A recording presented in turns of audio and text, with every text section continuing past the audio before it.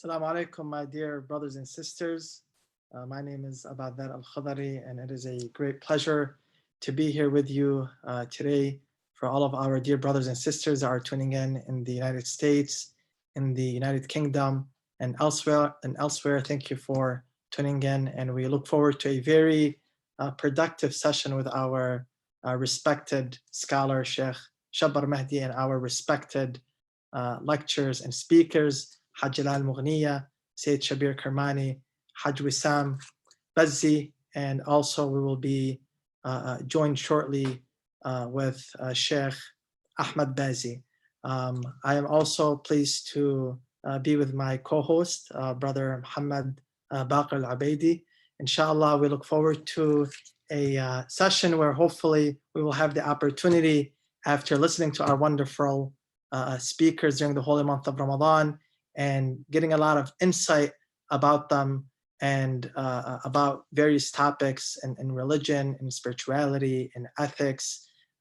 Personally, anything and everything that can help us grow in this holy month, inshallah, tonight is an opportunity for us to learn more about them, about their background, and also to get more insight into their sessions and what was behind the different topics and presentations that they gave.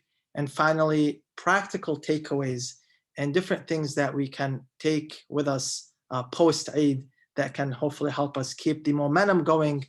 So inshallah, we can continue to journey on in our pursuit for self-betterment.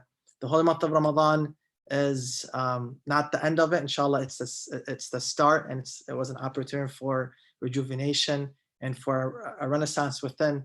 And inshallah, the speakers will highlight practically some of the reflections and takeaways that we can walk away with after the holy month of Ramadan. At any point, if you have any questions or reflections, please feel free to share those with us. We are live, so inshallah, we will take your questions and we will get the insight from our respected speakers. Ahsantum Sayyidina. Thanks for the intro, and welcome to everyone that's joining, inshallah, around the world. Alhamdulillah, of course, the situation that's occurred over the last few months has been one which maybe wouldn't have been ideal for such a period where we like to come together at the mosques, at the centers, to commemorate the Ahl Bayt alayhim as-salam and to enjoy with one another in this blessed month. But alhamdulillah, thanks to the partnering organizations who have been working together throughout the Shahr of Ramadan, we've managed to put together, alhamdulillah, an extensive program for everyone to benefit as much as possible and to get a wider and broader experience throughout this month as we could. So alhamdulillah, I think just because of the work that's been put in, it's worth just mentioning all of the different organizations and centers across the world, predominantly the US and the UK, who have been partnering in this program. So those are in the UK, Arkan Network, Babul Ilm, IUS Manchester, Wali al-Asr, Ja'fariya Foundation, MKSI Leicester, the Islamic Society of Wales, KSIMC of Birmingham, Jami'at al-Muntadhir, Masjid Imam Ali, Muhibban Youth, the Zainabiyya Nonprofit, Imam Ali Masjid in the US now, Florida International University, Al-Rasul Islamic Center, Al-Kawthar Organization of Buffalo, the West Michigan Islamic Center, Iman, the Shia Ithna Ashari Islamic Jamaat of LA, Mateen Center, and Al-Ghadeer Benevolent Foundation. So alhamdulillah, we thank all of these centers for their hard work and contributions throughout the month. And hopefully everyone from these centers is watching now and is able to join us for almost a final capture of what's been covered so far in the month with our speakers. Ahsantum, thank you. And throughout the holy month of Ramadan, our respected speakers were able to share some insight with various community members across the world through these various organizations. And inshallah, tonight will be an opportunity to learn more from our respected speakers. And also, it will be an opportunity, and I look forward to it, to get to know them more on a personal level. Before we get right into speaking with our guests here, I would like to introduce them very briefly. We have first Sheikh Shabbar Mahdi, who is currently a student in the Hawza in the holy city of Qom, and he is currently studying and teaching the classical postgraduate Hawza curriculum.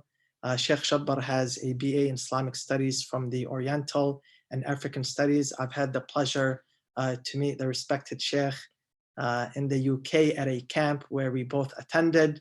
And I'm a big fan of the Sheikh as a student of the Hawza that we can all learn from, and also a very well versed speaker. So thank you, Sheikhna, for joining us. We also have Hajj Al-Mughniya. Hajj Al-Mughniya is a lawyer, public speaker, and an author. He is currently a practicing attorney with the At Law Group based in Dearborn, Michigan, and he is also a trustee with the Mainstay Foundation. I've known Hajj Jalal for over 16 years. We go back to 6th grade, and it's been a pleasure to have him truly as a brother. So thank you, Hajj Jalal, for joining us as well. Next, we have our dear brother and friend from Canada, Sheikh Ahmed Bazzi. Sheikh Ahmed is a 6th year Hawza student at Imam Hussein Hawza in Windsor, Ontario.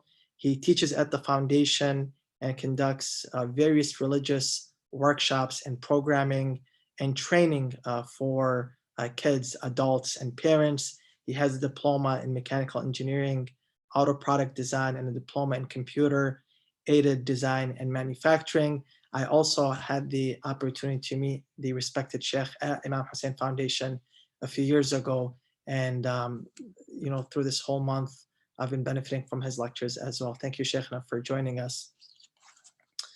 We also have Hajj Wissam Bazzi, a dear brother.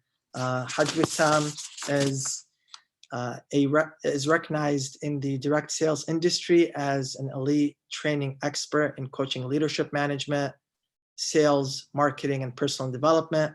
He works day in and day out with high-level executives in life and business planning, and he is currently completing his graduate studies in psychology. I've known Hajj Wissam for over 12 years. We've worked together, we volunteered together, and it has always been a pleasure to know Hajj Wissam and to benefit from him as well. Thank you, Hajj Wissam, for joining us.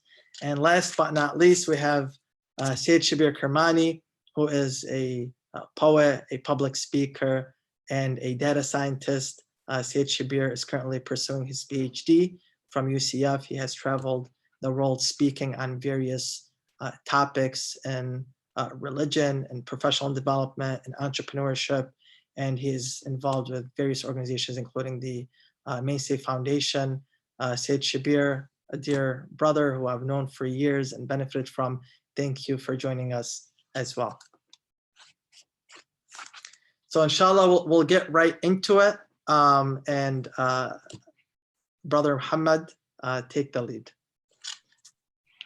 Ahsantum Sayyidina, thank you for the rundown of that.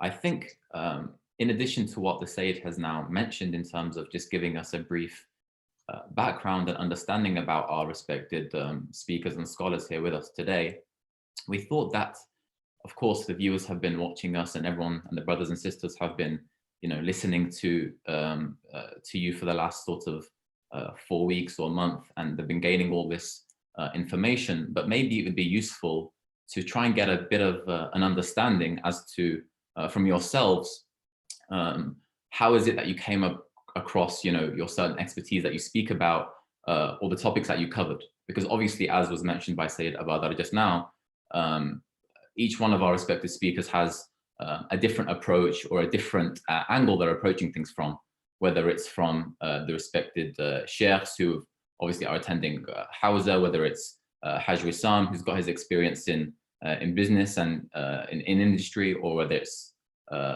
Sayyid Shabir doing his studies currently, or Hajj Jalal, who's practicing law, everyone has their own angle and take on things, but maybe it'd be good to know, how is it that you selected the path that you went down and that you're currently working in, and how did that come to be? And of course, anyone can chip in, but maybe Sheikh Shubbar, if we can start with you and you just give us an update or a brief overview of that. Bismillah ar-Rahman ar-Rahim. Assalamu alaikum to all of the brothers and sisters, inshallah, that are watching our discussion. You said brief overview, but I think that question we could take the whole of our discussion to speak about. And I think everyone has their own story. Everyone has their own reason why they got into looking at, for example, lecturing Islam, lecturing religion in general. And obviously the first hadith or thing that comes to my mind is the hadith where the Imam alayhi wasalam says, إِذَا أَرَادَ اللَّهُ بِعَبْدِهِ خَيْرًا. We have a number of these type of riwayat. What does Allah subhanahu wa ta'ala do when he loves his servants? And one of the things that Allah subhanahu wa ta'ala does when he loves his servants,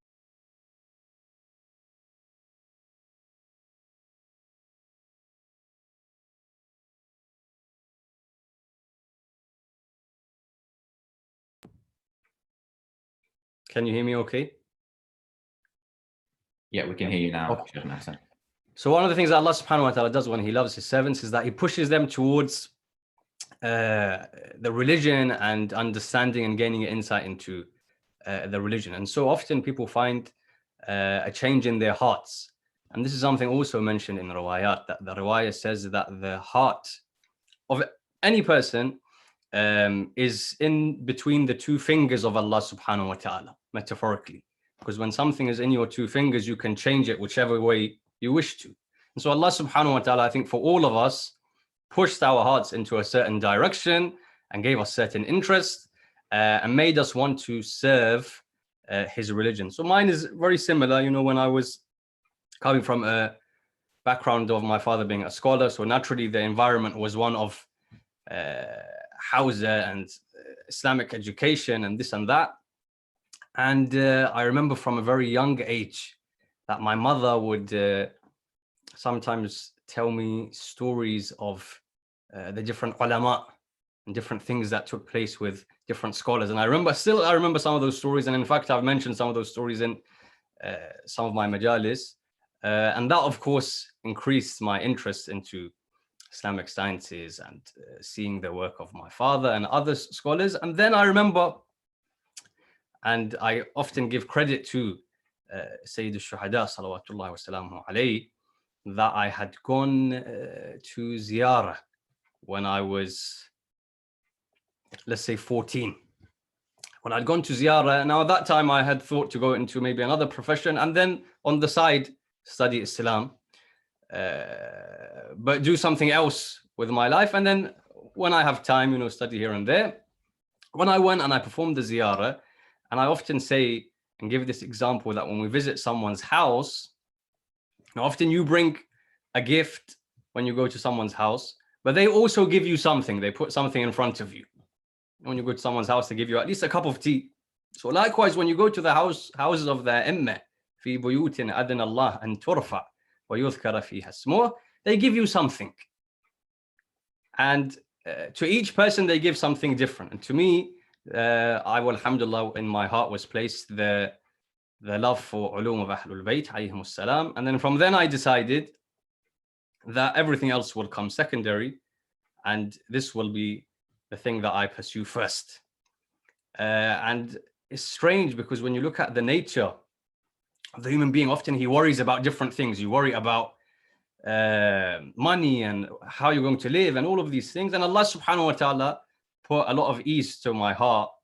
And I realized, and I still say this today, that one of the most important verses for all of us here is when Allah subhanahu wa ta'ala says, if you help me, I'll help you. And so if we try to do something to help Allah subhanahu wa ta'ala and his religion, Allah subhanahu wa ta'ala helps. And so that's how I got interest into specifically the Hawza And the kalam is طويل, but I'll inshallah leave it there. Ahsantum, Shaykhna. Thank you very much. Maybe if we can ask the same question to Haj Wissam, maybe a similar question about how is it that you came to be where you're at now in your line of work, and some of the projects that you're working on, because it's probably a bit unique to what some of the brothers and guests have on the call right now. So maybe if you give us a similar answer.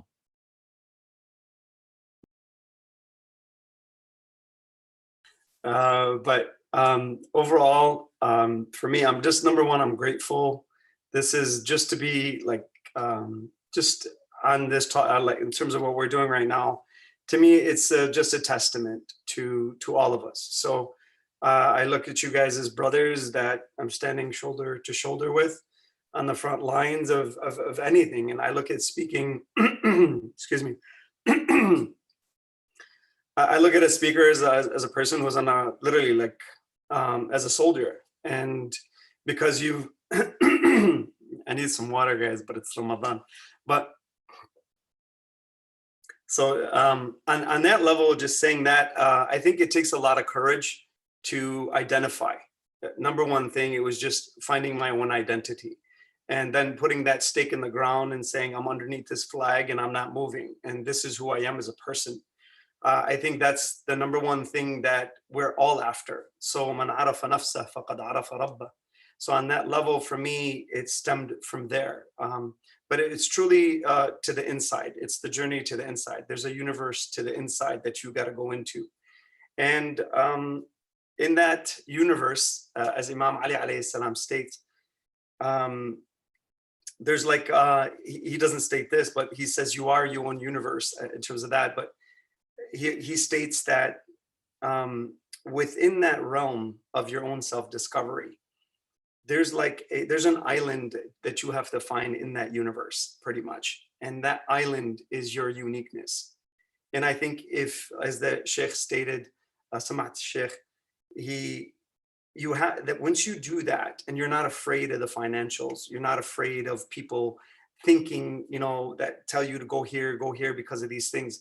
I think that, and if you have the courage to push forward and to find that island, which is like a pinhole in the universe, I think you really take yourself to a whole nother level. So I think the journey is inward, it's not outward. The inside is, the outside is a testing ground for the outside, for the inside.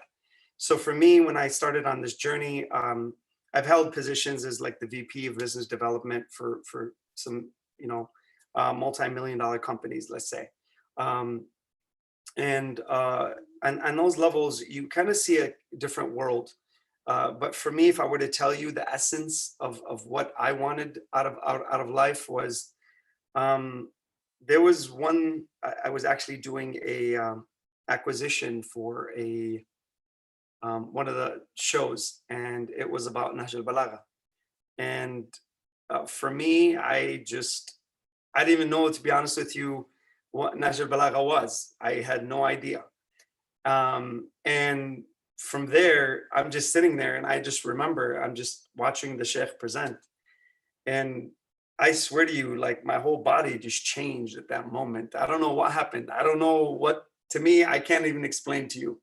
But ultimately, as I was taking notes, because I had to take notes for the acquisition of when to edit the show, as the Sheikh also stated, it's the heart and it's that connection. And I think if you find that within yourself, I think you can become the most powerful person on the face of this earth.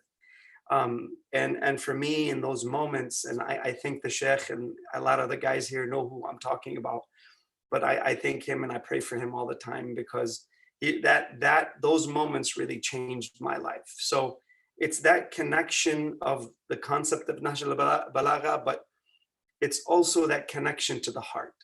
It's one thing to know about something. It's another thing to feel something. And I think emotions are earned. And once you earn that emotion and you connect your heart properly, that's your navigation system. Because behind Nahj al-Balagha is Rasulullah sallallahu alayhi wa alayhi, then Allah Azza wa Jal, and that's the road we've all taken. So I appreciate you guys in terms of what you guys have done as well. And I'm honored again to be on here with you. So thank you. Ahsantum Haj.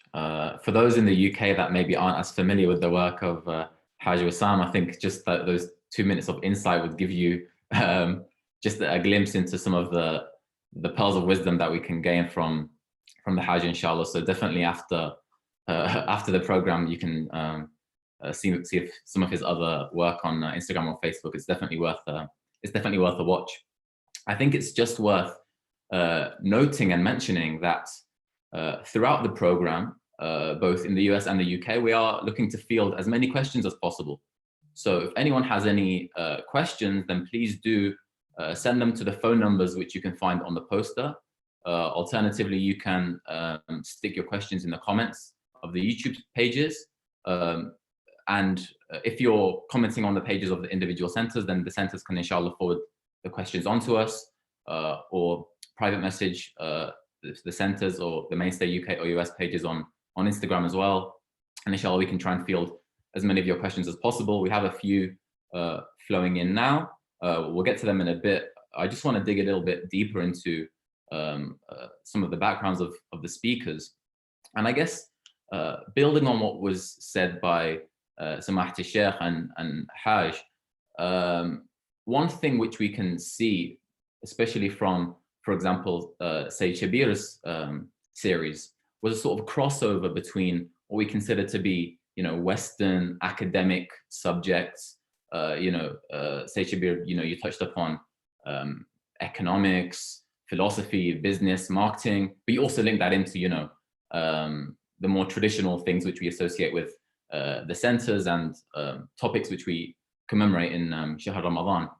So I guess I would say, are these different areas that you're talking about distinct? Can someone, have multiple pursuits in their life that they take and have that multidisciplinary approach? And if you were to try and, want to do that and be, rounded across different areas, how would someone, starting out want to approach that? Maybe based off of your own experiences and thoughts. Assalamu alaikum, everyone. It's always a pleasure to be with the brothers, either virtually or in person. We'll do it virtually this time. I think it's a really, really important question. It's a really pertinent question. It's one that's really near and dear to my heart. I think the shuyukh can comment on this, but the way I see it, knowledge is divided in my mind. Of course, there's Islamic sciences, there's the Quran, and those have tremendous value. But if you ask me personally, in my heart, it's knowledge is either qurbatan ilallah or not. It's either taking you to Allah subhanahu wa ta'ala or it's not.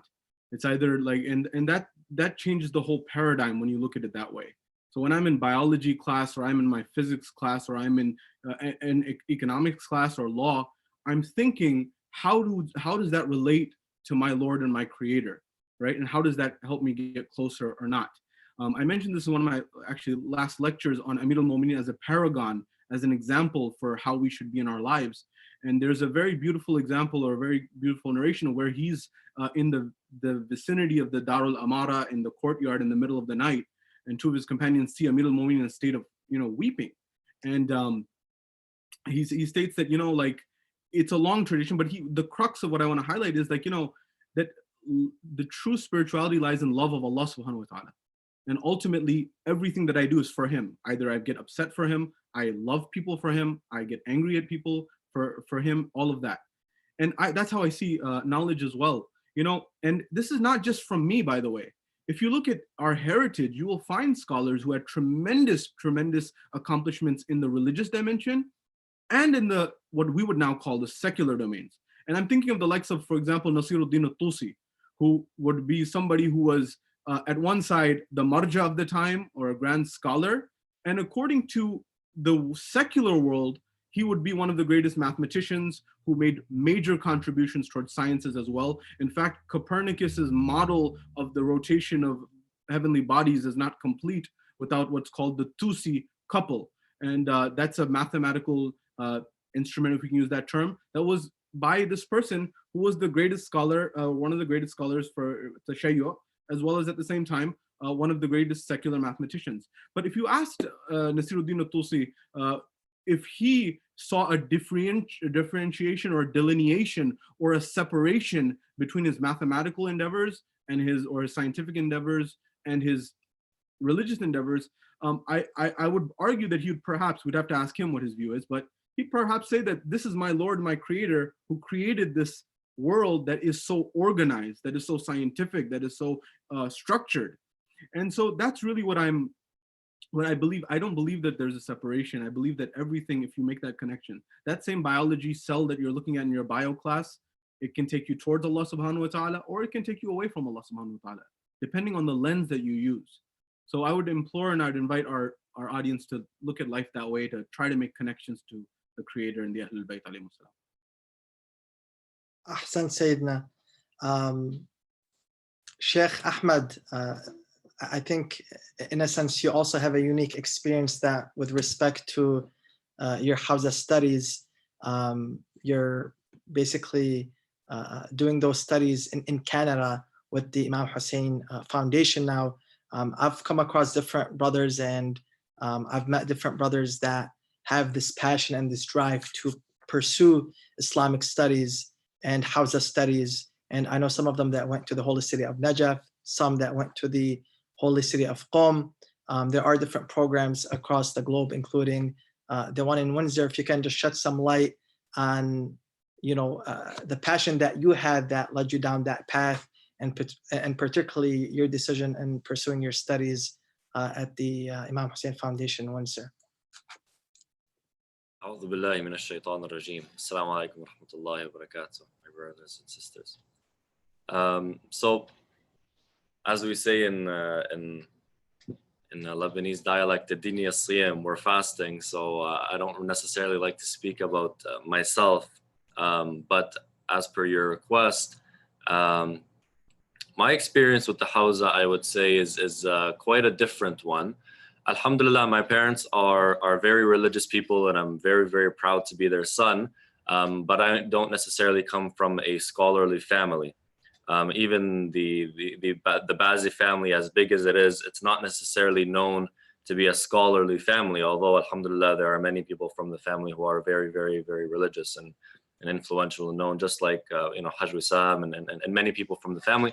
Although it's not necessarily known to be a scholarly family. So my journey towards Hawza and where I am today, through the grace of Allah subhanahu wa ta'ala, is a little different. Alhamdulillah, throughout my years, my parents would put us in Arabic schools, and we would go to the Saturday schools and be just like all of the regular children, until I had the honor of coming to the Saturday school of Imam Hussein Foundation. And in that class, I remember we were sitting, and I think it was one of our first classes, and they sat us down and they were teaching us Surah Al-Fatiha. And mind you, I was 13 or 14 at the time. So I was like, these guys don't know what they're dealing with. I already know Surah Al-Fatiha, I'm good. So they were talking and sort of explaining to us Makharij al-Huruf and how to say it correctly. And I noticed that I was actually reciting Surah Al-Fatiha incorrectly. So I fixed the mistake and I began to recite Surah Al-Fatiha correctly, and I would just look out for that mistake. And then I found myself looking out for the entire salat, and I found myself now praying with a little bit more meaning, and I was sort of thinking about what was being said. And subhanAllah, that was the little doorway that I went through, and it sparked interest in other things. So then I began to come during the week to the different classes that were held in the Hawza here for, just anybody that wanted to learn. And I found myself here every single day. So I was like, what, why don't I step into one of the Hawza classes that are being held? I stepped in and I never came out. Alhamdulillah Rabbil Alameen. I'm here, as they say now. So it's a testament to the famous quote, whether it's a hadith or it's a famous quote that is known amongst the community. Anta turid wa ana urid wallahu yaf'alu ma yurid. You desire, I desire, and Allah subhanahu wa ta'ala does as He desires. And ultimately, this is an honor for myself to be sitting here in the Hawza, and it's a testament also to the to how progressive our communities have become, and not just how progressive they've become, what benefit the mu'assasat, the institutions actually bring about in the community, what they actually provide, and the fruit that they bring about. That I wasn't somebody that even thought of going to Hawza and speaking one day. And alhamdulillah rabbil alameen, now I'm amongst you, and that itself is an honor. So it speaks of what our institutions can produce and the products that it can really produce from people that are in the community just wanting to learn. So it really does highlight that. Alhamdulillah rabbil alameen. Alhamdulillah, ahsant. Haj Jalal, given your experience as a professional, as a practicing attorney, and at the same time serving the community as a speaker, as a mentor for a lot of youth that I know, some people might ask the question, at any point, do you have a conflict in terms of, at one point during your day, you might be in court, and at another point, you're talking about religion, you're talking about ethics. Is there a conflict? Have you had certain points where maybe you question whether both can coexist effectively? I think that's an excellent question, and I think just the virtue of having this group of people come together as lecturers, as speakers, talking throughout the holy month of Ramadan, and sharing different perspectives on things. It's amazing how much you can learn from different perspectives. So that's one thing to keep in mind. From my own personal experience, and Sayyid Abu Dharr, you can speak to this as well, given that you're in similar shoes. I actually find this to be one of the best setups for us to practically implement our faith and show how things really come into practice.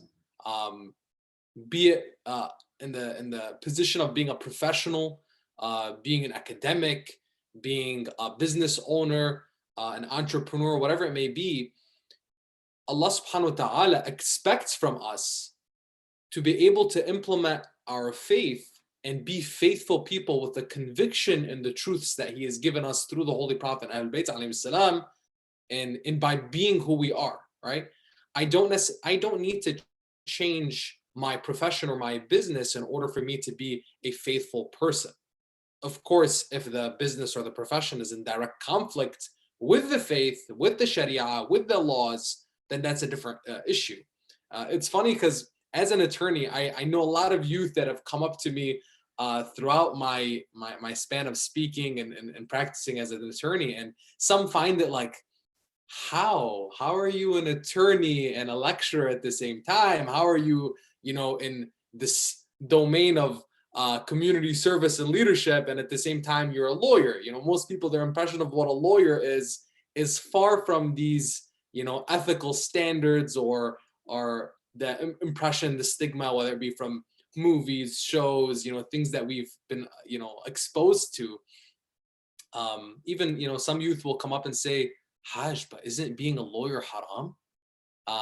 And point blank, no, it's not. It's not haram. In fact, I always like to defer, specific questions on jurisprudence, especially if they're, detailed or something that I haven't, looked into. I always say, go speak to the scholars, go look into this, or go to the Risala Amaliya and see. For example, a code of practice for Muslims in the West, based on the rulings of Grand Ayatollah Sayyid Ali Sistani, there's one of the questions in there that says, is practicing as a lawyer, as an attorney, is it permissible or not permissible?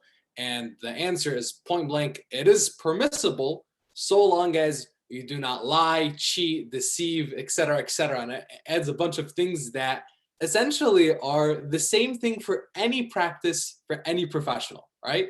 So you can be a doctor so long as you don't lie, deceive, cheat, etc., etc. You can be an engineer so long as you don't lie, cheat, deceive, etc., etc. The same applies across the board. In fact, it's in some of these fields of practice that we can find ourselves redefining the roles that we have as leaders in our community, redefining it and kind of reconfiguring the paradigm in which we see the world. one of the reasons why I became an attorney is I wanted to understand the way systems work, right? I wanted to get a better understanding of the way government works, civic society works, laws and regulations, the way they affect people's lives, companies, organizations, etc. So when I said, hey, I want to become an attorney, it came from that aspect, right? This desire to learn the way, hey, how does the world around us work? Also inspired with that in conjunction with this desire to serve the community, serve our faith, serve our school of thought, is this principle of that Hajj Wissam actually mentioned earlier, going off of what Sheikh Shabbar mentioned, which is, you know, man arafa nafsahu arafa rabbah, whoever knows himself knows his Lord. This journey that each and every one of us has in this desire to better understand ourselves in this pursuit of being servants of God so that we can better understand Allah subhanahu wa ta'ala, that guides everything that we do. And subhanAllah, as Sheikh Shabbar was speaking, a verse in the Holy Quran came to mind that my brother mentioned to me a very long time ago. And we were talking about, as youth, we're talking about verses of the Holy Quran and what has an inspiration in our lives and what's your favorite verse from the Quran, if anybody's ever asked you that. One of those verses was, وَهَلْ جَزَاءُ الْإِحْسَانِ إِلَّا الْإِحْسَانِ, right? And is the reward of good anything but good? And that's looking at with Allah subhanahu wa ta'ala and the way we look at the world, the paradigm that we fit ourselves in is do good, be good. The only reaction to that goodness is inshallah going to be goodness, and the one who gives rewards and the one who gives is Allah subhanahu wa ta'ala. So positioning ourselves constantly and reminding ourselves, whether it's professionally, career-wise, your business, things that you're struggling to do, aspire to be that best version of yourselves in whatever context you find yourself in. And I learned this personally in some aspects, you know, the hard way. I had to be reminded of this. God will take care of you. As much as you strive, as much as you do, as much as you work hard, at the end of the day, you'll find that Allah subhanahu wa ta'ala, if you have your intentions in the right place and you're reminding yourself consistently of your purpose and the bigger picture, Allah subhanahu wa ta'ala will take care of you in ways you've never imagined. Ahsant Haj Jalal. So we'll start with the questions from our viewers. I will direct the first question to respected Sheikh Shabbar. Sheikhna, the question is, when the viewers are listening to you and benefiting from you or any of the other speakers, and of course each person has their unique background, what they see is 30 minutes, 45 minutes, an hour. That's the length and the duration of the program. However, what they're wondering about is what goes into preparing for that half hour, 45 minutes, hour presentation. What's the behind the scenes work that is needed to produce that presentation? Bismillah ar-Rahman ar-Rahim.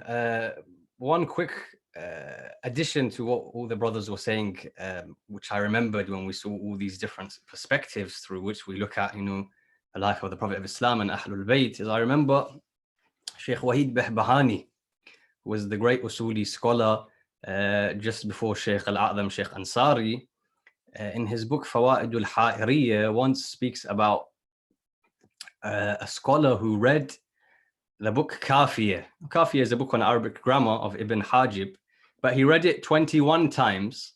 And he says every time that he read that book, he took away something different from it.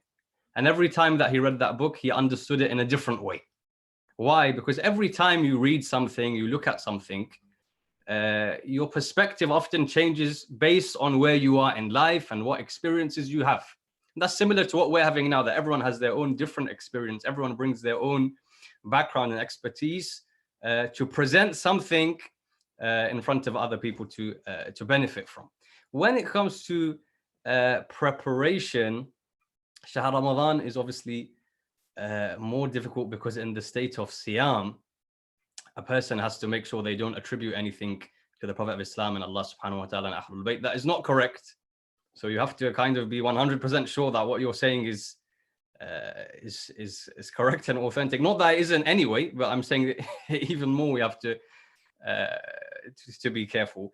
And of course, it takes time. It takes time because the religion of Islam and the teachings of Ahlul Bayt alayhimus salam are very vast. You know, someone once asked me, why does it take someone in Hawza 18, 20 years and he's still studying jurisprudence? Why does it take someone so many years and they're still classified as a student in the Hawza? And some young people who were, you know, from the West, they complained. They said in a university setting, after a number of years, let's say after you've reached your PhD level or whatever, post-doctorate, you're able to give your own opinions. So why isn't that the case in Hawza? It takes them years upon years upon years until they can give an opinion. And that's because we have so much knowledge. We have so many different perspectives. We have so many different ways within which I can look at a certain thing. And so because we have so much material, because ulama have done so much hard work to compile books of riwayat, books on any topic that you think of, it then of course takes time for us to go through that material, to see what is useful, what is beneficial. And to be honest, personally, I have, for example, a set time that I know that this is just Hawza time in the year. Because Hawza normally, for example, after Arba'een until the end of Sha'ban is just for studies. So I don't travel, I don't go anywhere, I don't accept, you know, anything to do with speaking. I'm there. And even in the summer, then the Hawza of Najaf, for example, opens for a few weeks, or about a month in the summer. Hawza of Qom also. But in the summer, we have, for example, Shahr Ramadan nowadays, or Muharram. But even in that time when I'm, you know, sitting and waiting to go to class, I still think about something that I can recite in Shahr Ramadan. I'm still thinking about something that I can recite in Muharram, even though it's 6 months away, even though it's maybe 1 year away. I'm still gathering information, thinking, trying to present something in front of people in a way that is interesting to them, that they're able to, you know, digest it. And I've always said the best doctor is the one who gives medicine without people realizing. So it's not just gathering the content, it's how to, and the respected speakers and scholars will be able to attest to this, is how to present that information so someone actually listens to it. And so it does take time. Of course, it does take time. I remember one Muharram, as soon as I finished on the day of Ashura, you know, you have a day full of majalis and here and there. I came home and I started thinking, what am I going to speak about next year? Because certain topics, they require a long time of preparation. Certain things we can't find. You know, certain times you've thought of a question and you look in this book and that book and you ask this person and that person, you can't find an answer.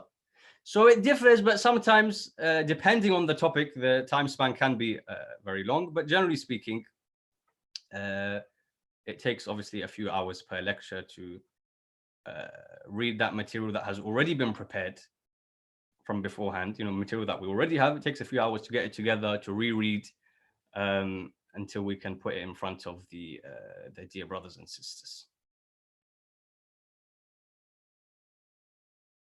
Ahsantum, Sheikhna. I think that was an insightful answer. And I think that the length at which, you know, you have it in your mind as to when you're going to prepare or what kind of topics you want to address is very poignant, because I think sometimes people have the impression that, you know, the night of or the night before you scramble your brain and you think about what it is that you want to put together, but really it's a culmination of the work that you've specifically done for the lecture, of course, over the last, you know, few weeks or months, but then the years of hard work and study that you put in likewise. So ahsantum. I'm going to field a question here now from one of the viewers in London. So this question comes from London, and the question is, what differences can you see from the UK audience than that of the US/Canada audience? And why is the North American audience ahead? What do they mean by ahead in the question? I don't know, but why is the North American audience ahead of the UK? I think probably given the amount of time, say Shabir, you've spent in the UK as well as the US, you might be best placed to give us some insight on this. I guess ahead is a very arbitrary or subjective term. It can be defined a lot of ways, but usually they say the grass is greener on the other side, right? They may think we're ahead, we may think they're ahead. But in my time in the UK and US, I think, you know, we're products, and this came up in the lecture series, and I'm sure a lot of the other brothers also, from the ones that were able to pop in on the lectures, which are phenomenal from the dear brothers. We are products of our environment, you know, like what is true in the general population of the United Kingdom and what's true of the general population in the United States, you'll find many times reflected in our own communities. I'll give you an example. From the perspective of sociology, which is the study of societies, the United Kingdom and Europe at large is much more atheistic than the United States, for example. The United States is the most religious developed country in the Western Hemisphere. And so you'll see that reflected in our communities as well. Well, there's a historical background as to why that happened. Well, the number of wars that took place in Europe due in the name of religion led to an environment where the general population began to say, well, let's throw the baby out with the bathwater, essentially. So let's get rid of all of religion in hopes that there will be no more violence in the world. Well, the World War II, World War I, World War II, and the 20th century showed that wasn't true. That if you remove religion, violence doesn't eliminate. Violence continues in nationalism and many other forms. So a lot of the questions in Europe and in the United Kingdom surround issues such as theism, God existing, not existing. That's a very, very popular topic there. Does God exist? Does God not exist?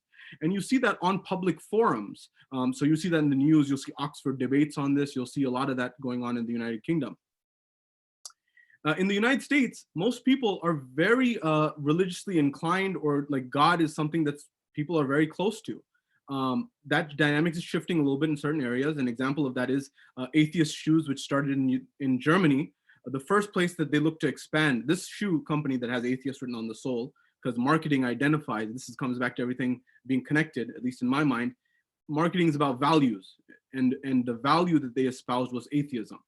Well, where after Germany, what was the first market that they went to after they conquered the German market? They went straight to California. So within the United States, you also find that it's not monolithic. The questions and the views of the communities within the United States are not the same. The communities in California many times will be reflective of their environment, their environment of the state of California, which is generally more liberal, and people had a migration in the 1800s from the eastern part of the United States towards the western part of the United States. And those people who migrated many times were people who were considered pioneers or cowboys, if you will, people of this nature.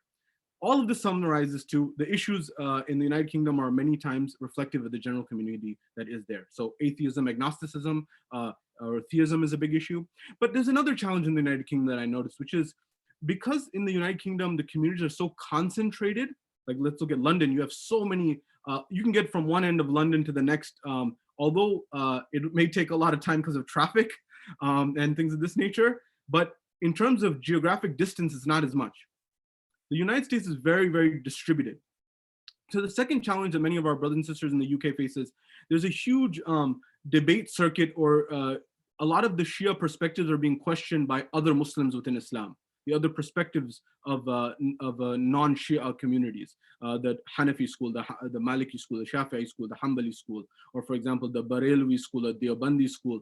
And so a lot of this becomes emerging as well. I noticed this when I was speaking in some of my lectures. So in the university, many are challenged about why do we believe this? And so there has to be a narrative around that. In the United States, you find a lot more differences on that front. And so there's a lot of things that are really, really great. I think there's things that we can learn on both sides, but God centricity is now emerging and more, especially on the coasts. But a lot of the issues that the Shia community in America is trying to figure out is how do we, for example, shed this Islamophobic image that's popular in the media, for example. And I think that goes both ways as well. But also, how do we develop spirituality? These are big questions that are emerging. That's why, because people feel a big void. In America, we have a big culture of entrepreneurialism. And that's great on one side, it's beautiful on one side, but the challenge that emerges from that is it puts entrepreneurs on a pedestal, the ones who make it. And that doesn't necessarily mean that that's virtuous or ethical or anything of that nature. So people get successful in entrepreneurship in America, but then they feel empty a lot of times. They're like, I feel this emptiness. And that's where they're looking to spirituality and many other things for meaning. There's a lot to be said, but I'll leave it there. Ahsantum, Sayyidina. I think, I think you could go into a lot greater depth about the differences between the two, but that's a good snapshot of the situation. A couple of other questions that we've got here from London, UK, and Manchester, UK as well, is if I'm, a person who's trying to, improve my religion, I'm trying to learn more, I'm trying to increase my knowledge. What are some of the things that I can listen to, and what are some of the books that you'd recommend reading to sort of increase my my knowledge and my understanding of the religion and my core fundamentals? Sheikh Ahmed, I think maybe you'd be well placed to give us some insight on this.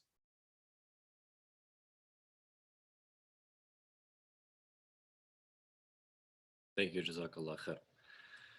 In terms of the reading material and material to sort of broaden your horizons within the Islamic scope, just like anything in religion, anything can be classified as either mustahab, wajib, makruh, mubah, haram, right?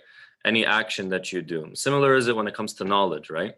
Now this person is obviously asking about broadening their horizon within the Islamic scope. So more or less it's between wajib and mustahab, right? So knowledge itself is also split into the same way. There's wajib knowledge and then there's mustahab knowledge. And I find that a lot of the times, this is especially within Islamic religious people and religious families and communities, a lot of people, they come and they say, well, what can I read? What can I read to gain more knowledge and to learn more, et cetera, et cetera, et cetera. And a lot of us, or a lot of the people that are asking rather, they are expecting, for example, this book about aqaid, or this book about some sort of some topic that many people don't know about, or this book of hadith or that. They're expecting something that they themselves don't already know. But usually when somebody asks me that, I say, well, have you picked up your code, the Islamic code of Muslims in the West? Have you picked up your marja''s handbook, your fiqh handbook? Have you picked up, for example, Aqaid al-Imamiyya, which is a basic book about the basic aqaid of the Shias? Do you know your wajib knowledge first before asking about the mustahab knowledge, in a sense?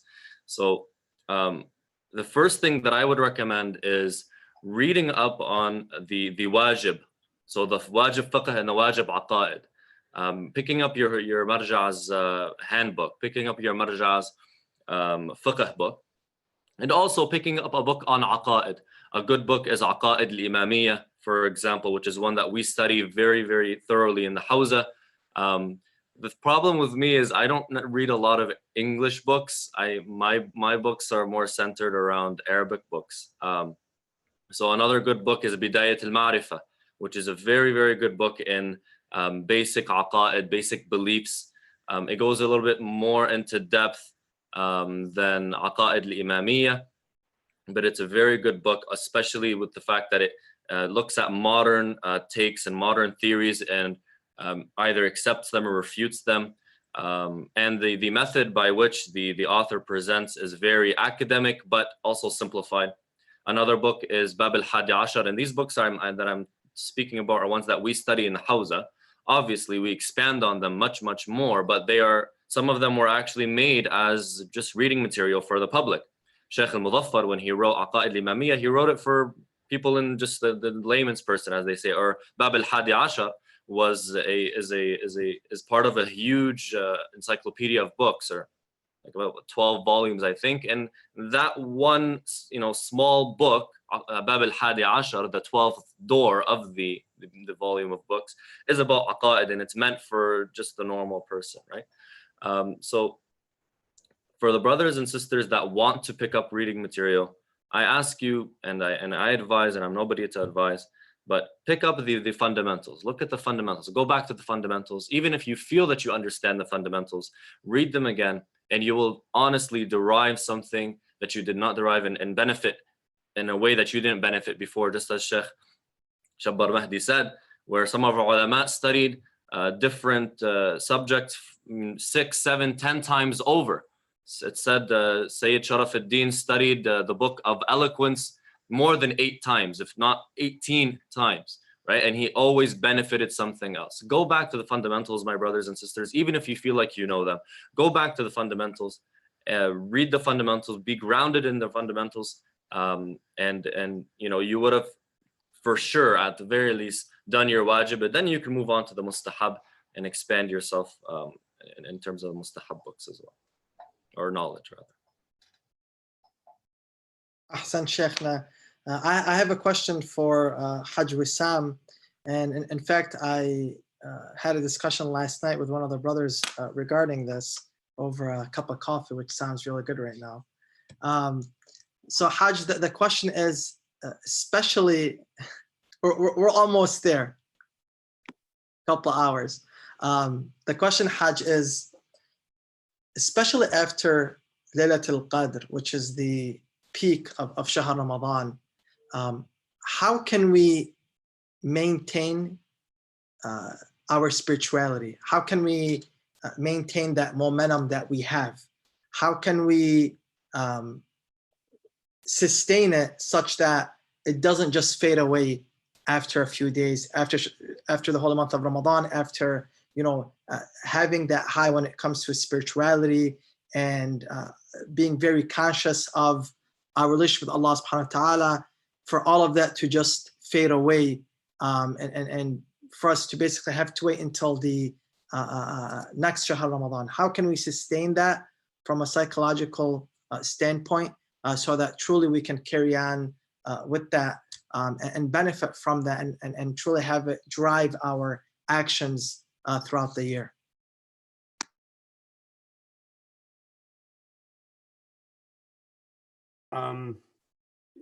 You gave me the heaviest question. You put it on my shoulders, Sheikh. When I throw this back at you, you know, Shuyukh, I give it to them.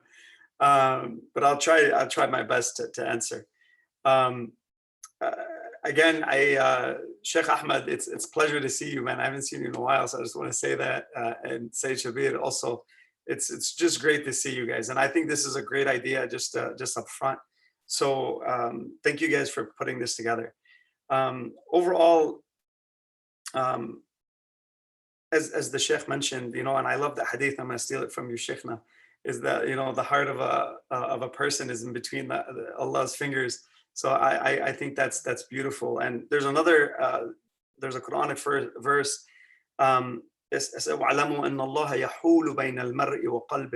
so on that level, just, it's really, what do you want to attach your heart to at the end of the day?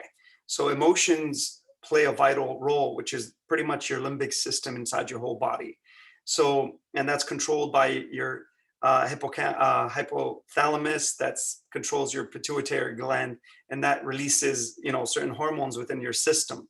So on that level, what engages those things, there's actually studies that are happening right now. It's called Epigenetics, and it's actually, your environments are actually expressing certain genes, the environment even you're in. So it's connected. So two things, your environment and your genetic code, and your genes can actually be triggered. They can actually be triggered by your environmental stimuli. It's amazing what's happening. This has been around since about 2012 now. But just to kind of just lay that out, then say to you, how do you maintain?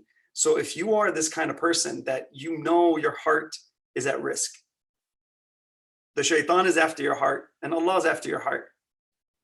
At the end of the day, it's going to go one way or another. So if you attach it to Allah loves, inna Allah yuhibbul muhsinin, and if you despise what Allah doesn't want in terms of these kinds of things, then you've gained control over your own heart. So I'll give you five quick stages in terms of, this is a whole presentation. I'm going to give you literally like 2 minutes. But there's 5 stages that you really need to adhere to. And the first one is al-muraqaba, in terms of our scholars and what they say. The first step is al-muraqaba, having that sense of just that third eye looking at yourself always, and creating a schedule. let's say finding your triggers. And there's a great book on that, The Power of Habit. If you read that one, that will give you a really good understanding on that book. So the brother who's asking for books, or the sister, I don't know what the gender base is. I might get in trouble right now just for saying gender. But at that level, that's the first level. So al-muraqaba. The second level, al-muhasaba. So you take it no. So now you develop this, you find your triggers. Now you have to list them down and see what the causes are. What is that? Now you're going towards a subconscious wiring, where you're going into your subconscious code. You're shining your flashlight of consciousness on your interior, which is your subconscious code. And this is where the mapping really starts. And you can even go into understanding yourself at a whole nother level. And Rasulullah sallallahu alaihi wa says, "Man lastu minna man la yuhasibu nafsuhu kulla yawm." Okay, so on that level, you have to, every day you have to take account of that. Take account of those actions that you go through. And there's a whole psychological level there, but I'm not going to get into that. Third level is al-mu'ataba. Now, let's say you commit the sin. You've gotten yourself there. Okay, and this is how to maintain yourself. If you're talking about maintenance, I'm giving you a whole regiment here in terms of what you can take with you. Al-mu'ataba is now you've committed the sin. And let's say you've gone against what Allah wants. Now, Imam Ali alayhi salam comes in and tells you, "Ataytuka," it says in Dua Kumala, "Ataytuka ya Rabbi, mu'tarifan, muniba, munkasiran."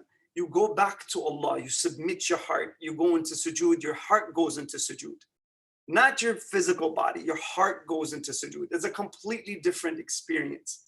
Now, when that happens, that remorse is a mercy from Allah. If you hold that remorse in your heart, that's a mercy for you. So hang on to that. So if you commit something wrong, go into that remorsefulness aspect. If you can maintain just that step, I think that's so crucial. But you have to realize what those steps are before. So fourth level is al-muharaba. Now, getting yourself to where it's such a you know what you have done wrong, and you're going now against yourself. Now, I want to give you something here really quick in terms of the psychological aspect. Guys, neurons that wire together, fire together, bottom line. And let me show you how. So I love when a person comes up to me and they tell me like, you know what, I'm going to do everything I want right now. And in 20 years, I'm going to go to Hajj and I'm just going to be forgiven. You know, I'm sorry, you know, you're not going to even know what Hajj is in 20 years, because if you continue on the path that you're going, you will not know it, because don't do the things you don't want to become. Don't. And you are going to become that person. So what happens with neurons is there's a presynaptic and a postsynaptic side, but how that works is the more you do something, you're actually hardwiring yourself. And this is how. So a neuron from the postsynaptic side needs voltage to actually trigger action potential. But from there, here's what happens. Bottom line, this is al-muharaba right here. So inside your brain is the fight. And watch how the dopaminergic streams actually happen. So on that level, once you fire this once, twice, 3, 4, 5, 6, and you keep going with the habit, and let's say it's a bad habit, here's what happens to you. It takes the neuron now less voltage to fire. It sends more neurotransmitters across the synapse. And on the other side, the postsynaptic side, it actually triggers and it creates proteins which turn into what? More receptors. So what are you doing to yourself? You're hardwiring yourself. Bottom line. That's how it works. So if you think you're going to be able to eradicate that neural circuit out of your brain, just like tomorrow, I'm just going to turn it off. It's okay. I got it. It doesn't work that way. Al-muharaba happens at that level. And I'll give you this. What happens here is so important. If it's time to pray and it's time to eat for salah, it's either break my fast, all of us are going to break our fast. So if it's right here, I'm going to, you know what? I'm really hungry. And my stomach is just telling me, just go after this. But on the other side, what? I want to pray. I want to pray before I break my fast. Really check your heart there. Where is it going to? Am I longing to be in sujood? Am I longing to be with Allah? Or am I longing to be with my hamburger? It's up to you. You know, it's really, you can't lie to yourself there. You can't. It's impossible. It's like you check your own heart when you're about to make that decision. But guess what? Here's what happens. You either get spiritually high or what? Your stomach gets high and you release the dopamine in terms of the stomach aspects of those aspects. But here's what happens with and I'll give you the final stage. At that level, whichever thought you allow to win actually gets a dopamine kick, and it gets stronger, and it becomes a part of you further. And whichever thought you allow to lose, it actually gets weaker. Really think about that. And on the last level, so go through that muharaba, fight yourself there. The last level is al-muwadaba, now maintaining and making sure that what? You get yourself constant with the new neural pathway, which is now creating, instead of eating the hamburger, you pray and you feel so great as you eat. So hopefully that answers your question. And I'm sorry if I took a little too long.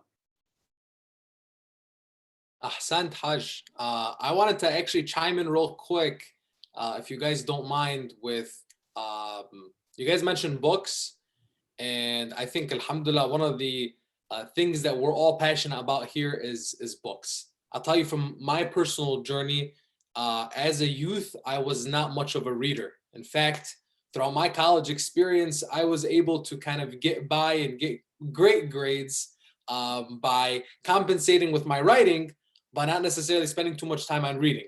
I'd read a little bit, get a gist of it, and then be able to talk about it a lot. It wasn't until I was challenged by some of my mentors to really take up reading so that I can deepen my knowledge base and give myself more substance, not necessarily for sharing with others, but first and foremost for me to develop a sense of substance and a knowledge base for myself. So I think one of the most important things to acknowledge and consider is when you're looking to learn and share with others, the most important aspect of that is learning for yourself. So anytime I get up, for example, to give a presentation, I don't talk about things that I don't know, first and foremost. Secondly, it's a journey of me sharing what I'm trying to learn myself. It's a journey of me expressing this coming to closer to the knowledge of whatever subject we're discussing, and then sharing it from a humble perspective of, hey, this is something I've come to, I've understood, I've learned, and I wanted to share with my brothers and sisters, my community, etc. Some books that I would include as recommendations, I know Sheikh Ahmed mentioned some of the books in Arabic, but some other books to be of, I believe, a lot of benefit for our brothers and sisters that are English speaking are this series of a series of lessons in Islam by Sayyid Ali Hakim. One of the books is The Progeny. It's a highlight-based approach to the lives of Ahlul Bayt alayhim salam. Another one included in that series is the book on Creed, Al-Aqaid. Sheikh Ahmed mentioned Aqaid. Excellent book in getting a basic understanding of some of the Aqaid of Ahlul Bayt alayhim salam, or the school of thought of Ahlul Bayt. In this series, there's a few other books. Sayyid Shabir is pulling his copies as well. There's Sayyid Shabir, do you got practices in there? Because there's practices, there's social affairs, there's Creed, there's The Progeny, Ahsant. What else? I think I'm missing one more. Anyways, excellent series. Yes, that's another book I was going to pull and recommend. The Understanding Karbala, which is based on the original Arabic book for Sayyid Muhammad Sa'id al-Hakim, Faji'at al-Taf. This really book, very good. And Sayyid Shabir, chime in whenever you'd like to kind of give your perspective on it. I'll tell you, that book did a tremendous work for me in better understanding the movement of Ahlul Bayt alayhim salam, the movement of Imam al-Hussein alayhi salam against the backdrop of history with the rest of the Imams. A lot of times when we're looking at ourselves in our own spiritual journey in gaining closeness to Ahlul Bayt, so we can ultimately gain closeness to Allah subhanahu wa ta'ala, we think about the tragedy of Karbala, right? We think of the ship of salvation, the light of guidance that Imam Hussein alayhi salam was. but often misunderstand his movement as something that was different than the rest of the Imams, when in fact, it was a continuation of the movement of the Imams before him and would be continued by the Imams after him. How do we reconcile the stance of Imam al-Hussein alayhi salam with the seemingly contradictory, but in reality were not contradictory at all, stances of the Imams before him and after him? Another book that I'd recommend alongside Understanding Karbala would be the book by Sheikh Mahdi Shamsuddin, Hussein's Revolution, also originally in Arabic, Thawrat al-Hussein alayhi salam. That's in Sayyid Shabir's hand. Thank you so much, Sayyid Shabir.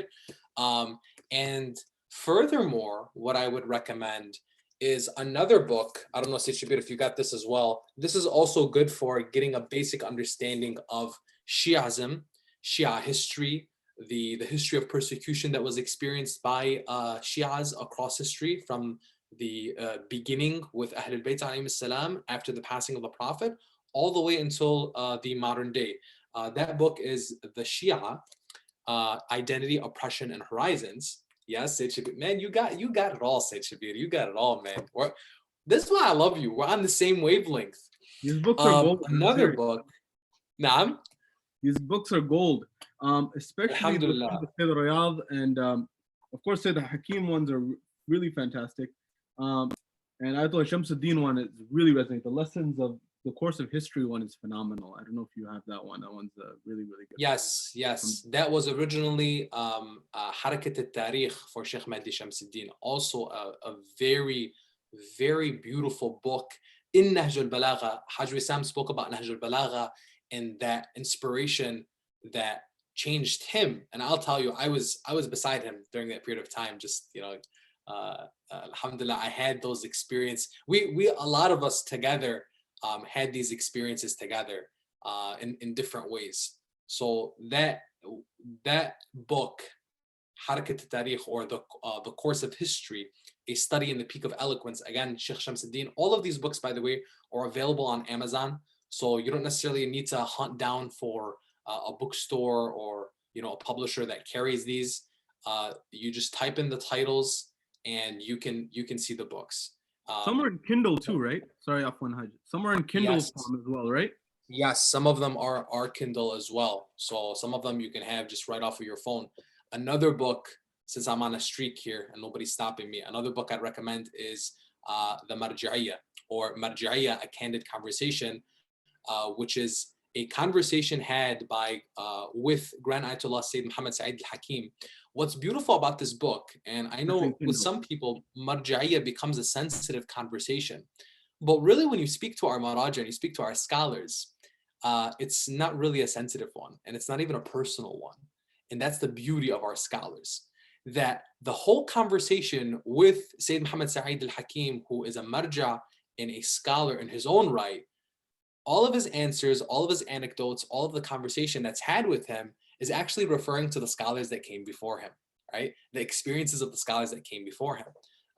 So it's beautiful to see once you really sit down and you speak to our scholars. And this, again, I know we've mentioned in different contexts, the ziyara, the visits that we've had to the holy city of Najaf, the holy city of Qom, and the conversations that we have with our scholars of the seminary and the Maraja. But this book is a great insight to understand directly from one of the Maraja how they view Marji'iyya. Not necessarily who you should follow, or not necessarily the Marja to be followed, but rather from an in-depth look at the questions that we have regarding religious leadership.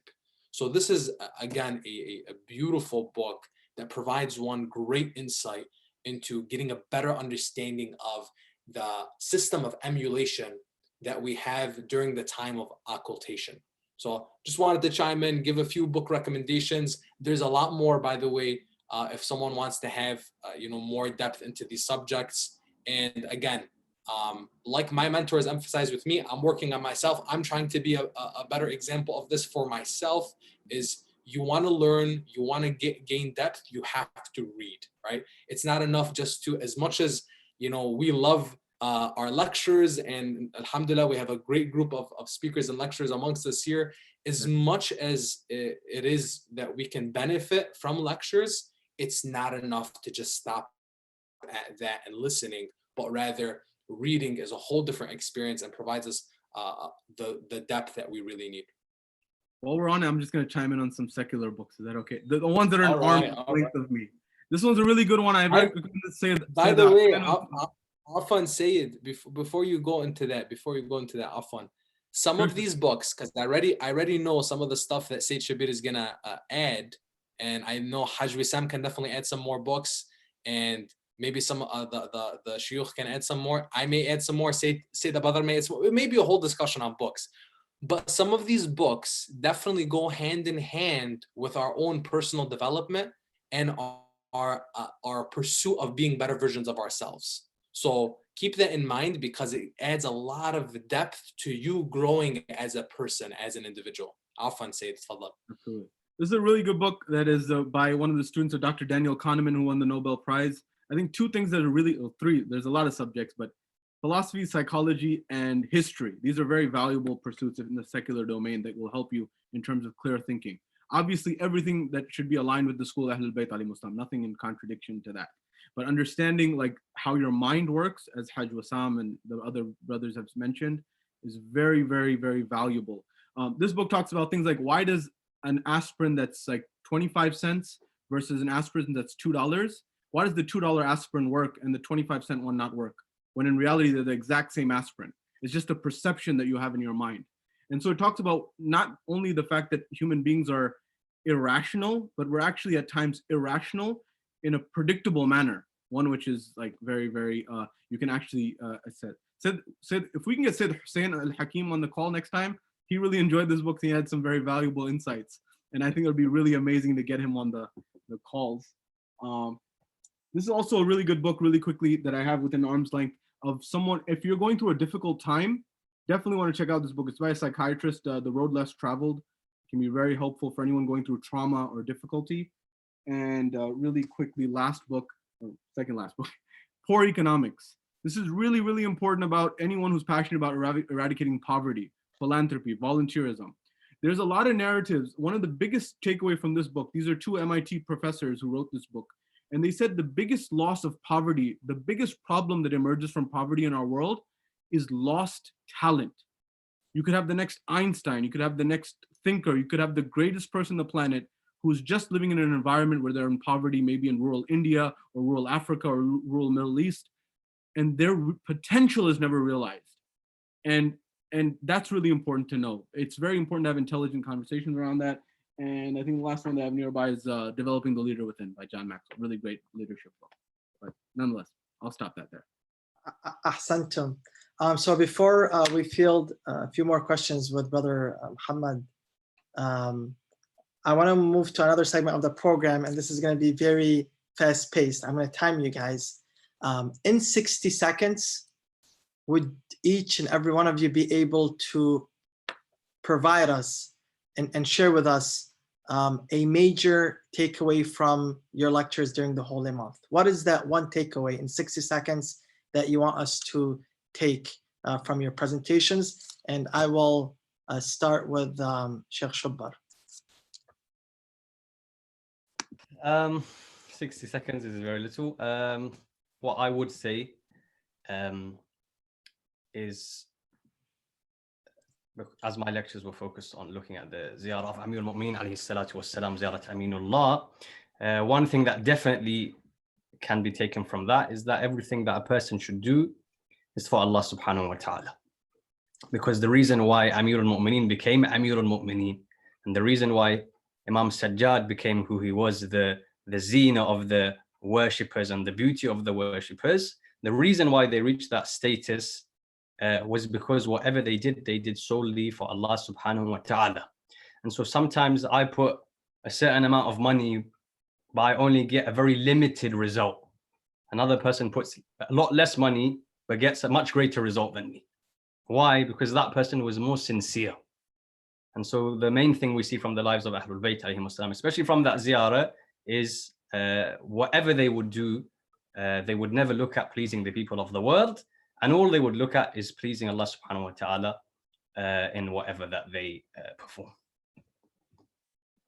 أحسنت. Sheikh Ahmed.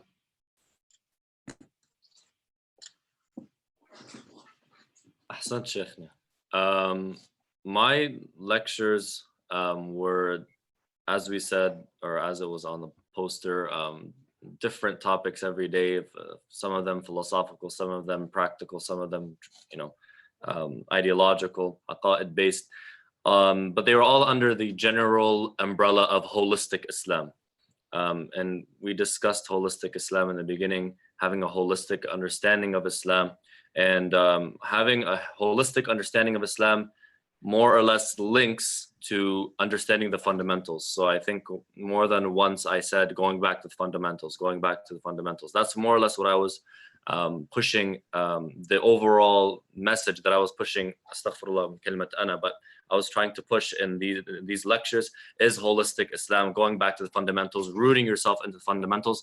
And so if you benefited from the discussions, great. If not, I ask you to go back to the fundamentals, read some books about the fundamentals, fundamental ideas in our religion, and that will make you grounded in the religion itself. And then from there, when you read or hear a lecture about a separate topic, a topic that is not so practical, or a historical topic, or something that is more theoretical in nature, you will be able to benefit from it much, much more. That is the overall message from my series. Alhamdulillah. أحسنت شيخنا. Sayyid Shabir. So really quickly, Professor Peter Adamson at King's College at the time, and now he's teaching in Germany. He wrote a book called Philosophy in the Islamic World. And he's gotten invited to Google and many other very, very renowned institutions in the world. And they're always astonished that Islam and philosophy are used in the same sentence. And the reason he says is because the post 9/11 world, people have been shown an image of Islam where they don't think of philosophy or logic or intellectualism or anything, and they don't associate that with Islam. So the essence is Islam has a very rich tradition of philosophy, and Islam has a very rich tradition of ethics and a very rich tradition of spirituality. Our conversation was around Islam, philosophy, ethics, and spirituality. And I believe, and I have this thesis, that these tools that come to us from the Ahlul Bayt alayhimus salam in terms of Islamic philosophy, Islamic spirituality, and Islamic ethics, if we understand that first, and we see that in the second half of the lecture series, which was the Amir al-Mu'mineen as an embodiment of Islamic philosophy, an embodiment of ethics, and an embodiment of true Islamic spirituality, if we understand that, I tell you, we can share this with the world. The world needs this. The world is starving for these things. Because the people in the West, in America, in California, are going to Hindu spirituality. They're going to Buddhist spirituality, although they don't adhere to that. And I tell you, with my hand on my heart, I believe that they will benefit tremendously if they know Ali ibn Abi Talib, if they know the teachings of Rasulullah, the true teachings of their spirituality, of their ethics, of their philosophy. So first implement in our lives, and then share with the world to make the world better and show the true face of Islam. أحسن سيد. Haj Wissam. Well, number one for me, I always try to pass off these ideas to anybody who I see, anybody who I mentor, any clients that I have, doesn't matter who. And these three things are sincerity in your heart, the truth on your tongue, and present the truth through wisdom. If you can do that, I guarantee you that there's nothing in this world that can touch you. And if your heart is connected to Allah and you have that sincerity, and that sincerity then manifests on your tongue with the truth, and then from there you can present the truth through wisdom and having that wise aspect to that, I think you'd be a very powerful person. But for me, one of the main things as I was going through this was to try to find an example of that. And there's something that really struck my heart a long time ago, and I'm not giving it just through this Ramadan. But it was Zainab alayhi salam.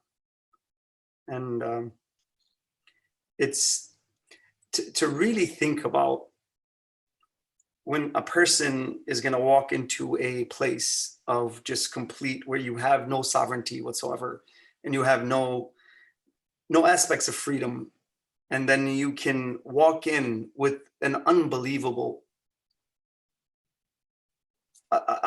strength. So you walk into a hurricane and you find the eye of the hurricane, and that calmness that sits in your heart. I think that is true character. And I think when you can find it in these kinds of personalities, be it a woman like Zainab alayhi salam, or the father, which is Imam Ali alayhi salam, I think that is character. So for me, it was those moments that really stuck out to me. And so her character and the way she presented herself in the storm of fear, and she had that security and that calmness with the ultimate confidence. So I think that's beautiful. أحسنت حاج. حاج جلال. Basically, what I tried to drive in my lecture series, which was called The Vision of a Virtuous Community, is that you and I, as followers of Ahlul Bayt, as Shia Muslims, regardless of where we are in the world, one, well, we're not an anomaly. Two, we exist in the societies that we live in, and we can be productive, contributing, all around amazing citizens in those societies where people look at us and see the best example of what a citizen means in that society. And at the same time, we can practice our faith and be the best practicing followers of Ahlul Bayt and Muslims wherever we exist. The understanding of this vision of a virtuous community came from several books, some of the books I actually mentioned, amongst others. And there's a lot of emphasis on understanding our role in our context, understanding that Ahlul Bayt alayhim salam were able to adapt to the situations that they were in. They were firm in their identity. They knew who they were.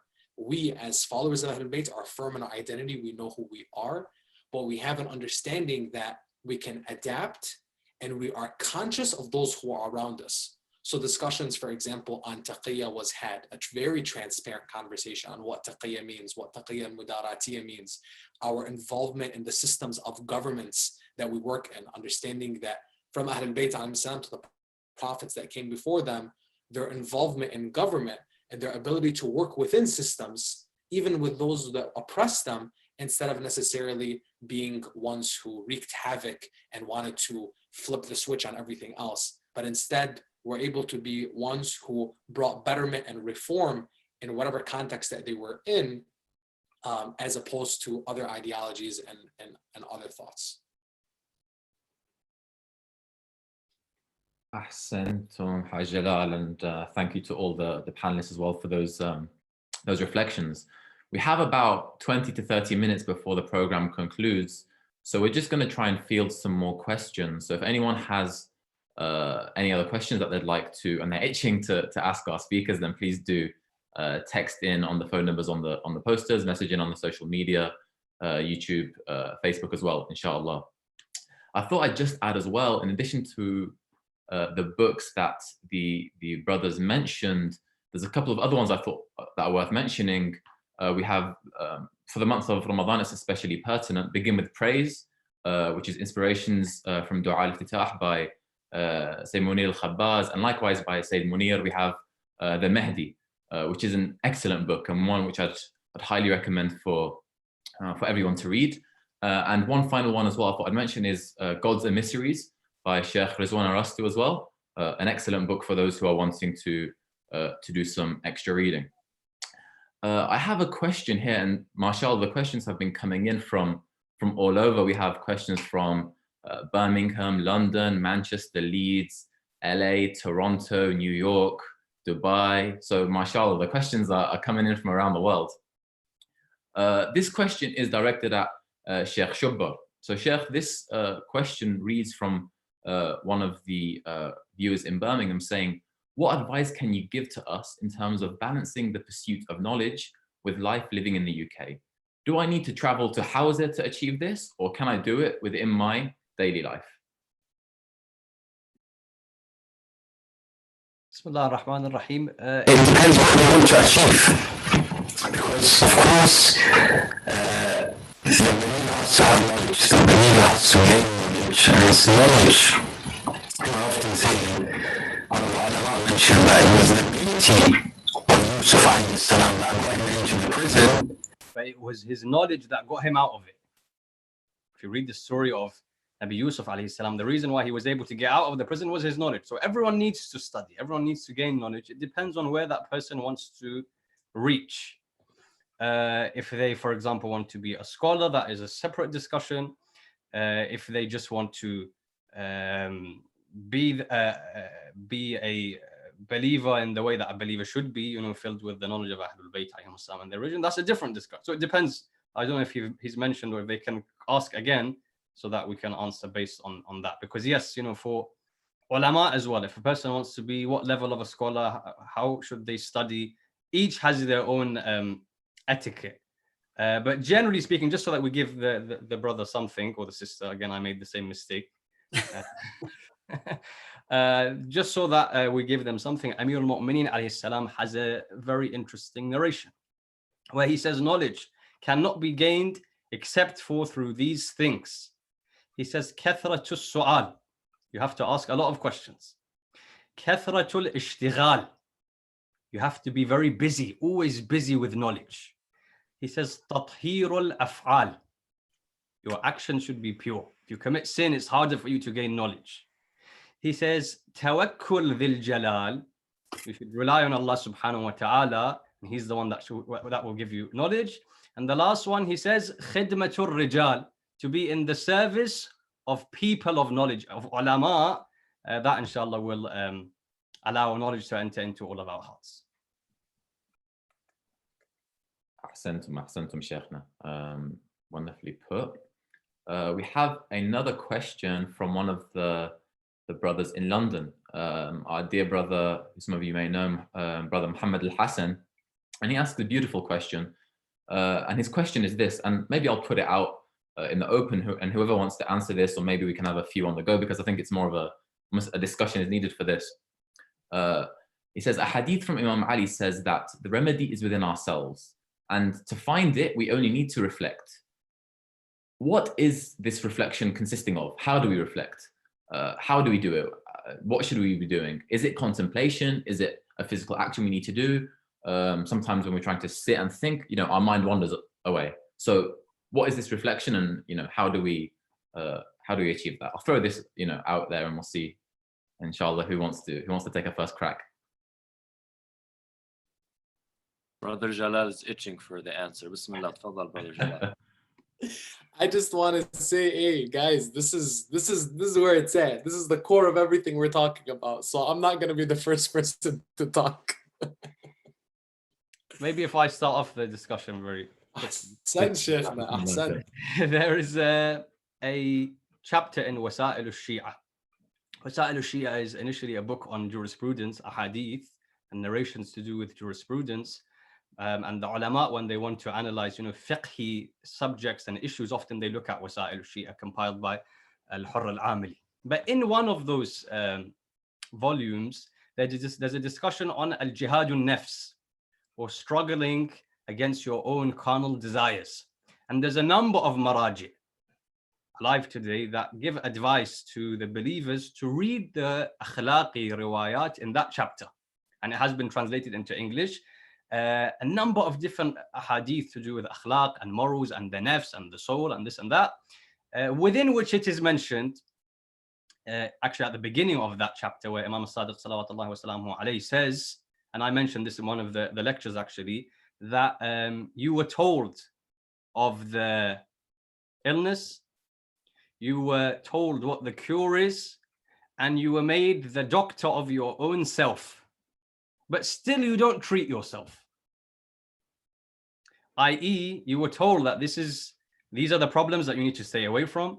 This is what you can do to cure those problems. And you were given the capability and the capacity and the power from Allah subhanahu wa ta'ala to deal with them, but you don't do so. And so what the ishara was from Amir al-Mu'mineen alayhi salatu wassalam is, when you reflect, one of the ideas of that reflection is you understand your nawaqis, your shortcomings. You understand what things have you performed that you shouldn't have.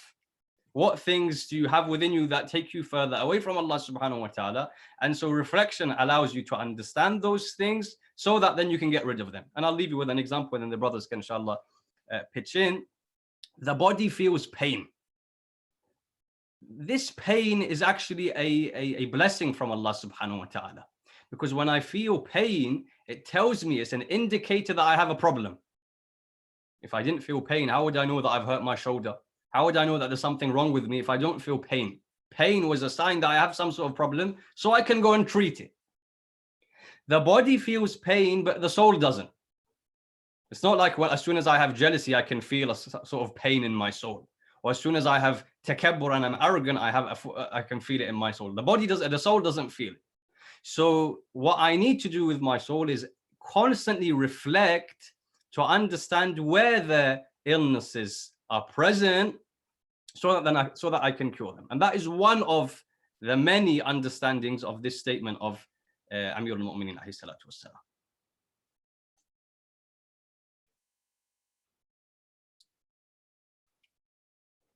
Ahsantum Shaykhna. Anyone else want to take, maybe Haj Jalal, Haj Wissam, do you want to take a couple, maybe a quick fire go at this answer? Jalal, go do your thing, man. Haj, come on, man. Want to hear something from you, man. Let's do 60. Let's do a 60-second quick fire each, and then inshallah we can benefit from both of you. Ahsantum. You ask you give something about Imam Ali, then you expect it in 60 seconds. Like that's like it doesn't work. So here I'll just give something really small. At the end of the day, وَتَمَنَّوُا الْمَوْتِ إِن كُنْتُمْ صَادِقِينَ. If you long for death, you know, and you have the truth in your heart, death at the end of the day will not even scare you as a person. So if you can get yourself to be that kind of person where you walk into complete uncertainty, complete where Musa's mother, alayhi salam, she lets go of a basket and she pushes a baby away. That connection between her and the baby, there's no other connection between a mother and a child. But how do you do that taslim to Allah? How do you let go and you have no fear? That's the epitome of faith. So when you can get your heart to feel these emotions and to regulate your emotional code there, that's true strength. On that level, what really opens up the doors of reflection is death.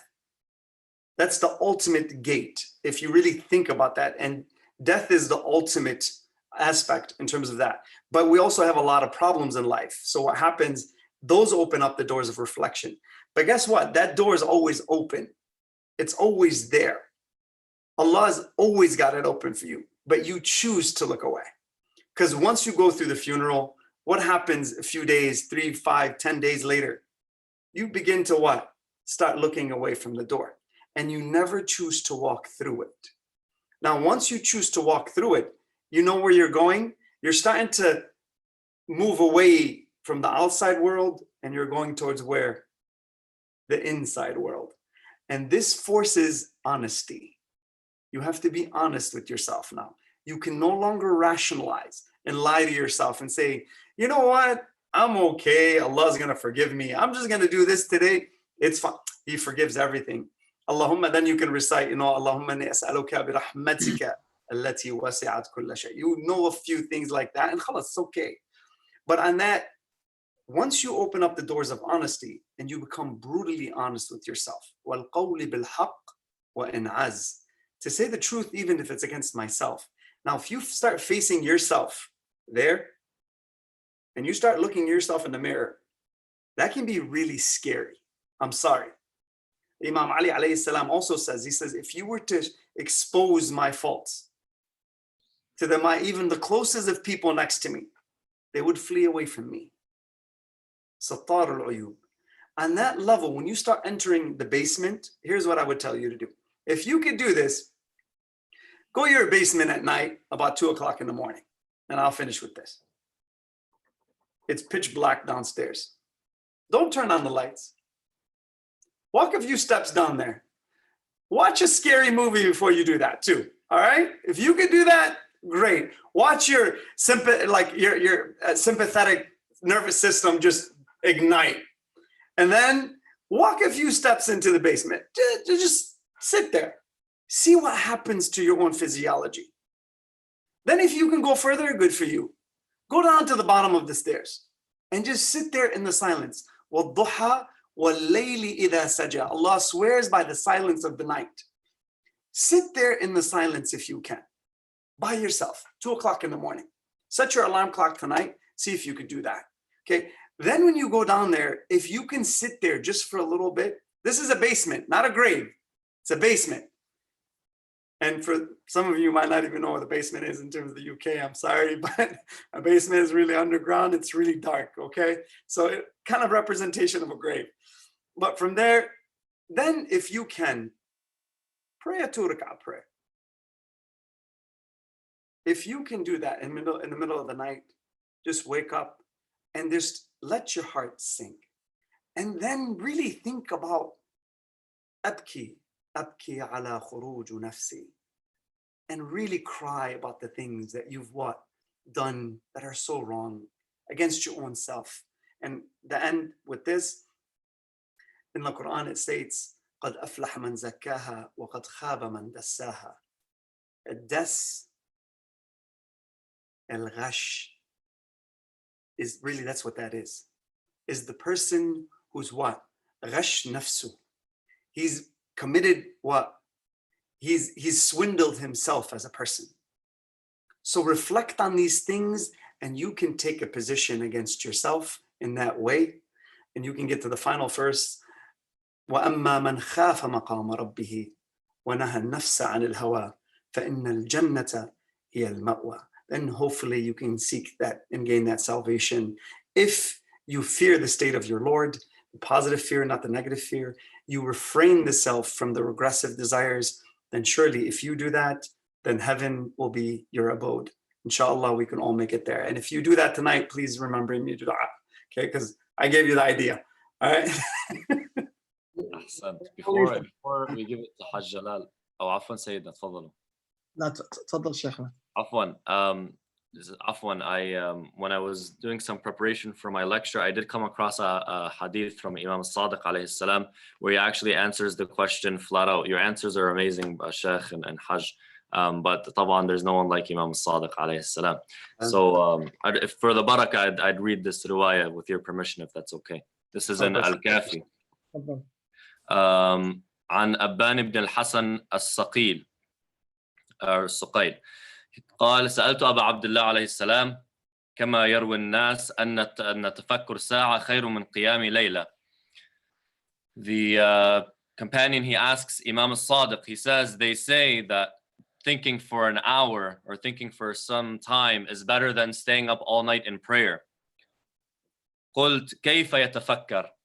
How does a person think, or what does he think about? SubhanAllah, the same question this person is asking. قال يمر بالخربة أو بالدار فيقول أين ساكنوك أين بانوك ما بالك لا تتكلمين. It's to go by a ruin, for example. The Imam alayhi salam is essentially giving an example. He said to think and reflect is to walk by a ruin, to walk by a graveyard, مثلا. To walk by an abandoned home, to look at it and say, where are those that built you? Where are those that were living inside of you? Why is it that you're silent? Why don't you respond? To think about death, to think about the past, those that were here before us, what they left for us, and where are they now? The pharaohs of the time and the beggars on the streets, they're all in the same grave. They're all sitting beside each other, laying down and waiting for Allah Ta'ala to pass His decree. So essentially to think about life, but to think about death, to think about existence as a whole, and to think about where you lie in that realm, in that envelope of existence. Ahsan Sheikh Ahmed. So we have 10 minutes and many questions are still coming. And thank you to all of our viewers, our brothers and sisters that are posing these very important questions. We'll try to take a few. We have one for Hajj Jalal. The brother or sister mentioned that in your lectures, you mentioned our narrative. The question is, what is unique about our narrative? In 90 seconds. What is unique about our narrative? What's unique about our narrative is that it's blessed by Ahlul Bayt alayhim as-salam, blessed by the Prophet, and ultimately blessed by Allah subhanahu wa ta'ala. When it comes to our narrative and our understanding of Ahlul Bayt, it is one that is able to coexist in any society across the world. And that's one of the most beautiful aspects of it, one of the unique aspects of our narrative. And that's the way Ahlul Bayt lived. They were able to live at the center of a community, of a society that took away their rights, but at the same time, they would contribute to that society and protect the body of the religion that society was essentially not fulfilling all of its rights, but still was able to work within it and not dismantle it. From Imam Ali alayhi salam all the way to our living Imam. Imam al-Hujjah, peace and blessings be upon him, has gone into occultation for what reason? One of the many reasons being to continue to protect Islam from those who claim Islam, but at the same time want to destroy the tenets of Islam and those who represent the tenets of Islam being the Imams themselves. That's the beauty of our narrative. And Ahlul Bayt, in that narrative, is that it is for them, for their followers, and for the rest of humanity. It's protecting the rest of humanity, even those who try to hurt them, harm them, destroy them, even though they don't even realize it. I'm going to chime in for 60 seconds, if that's okay, from a secular perspective to add on to what the beautiful answer Haji gave. Is that okay, Sayyidina? That's fine, Sayyid Shabir. If I can also ask you a question that you can probably connect to this answer. Okay.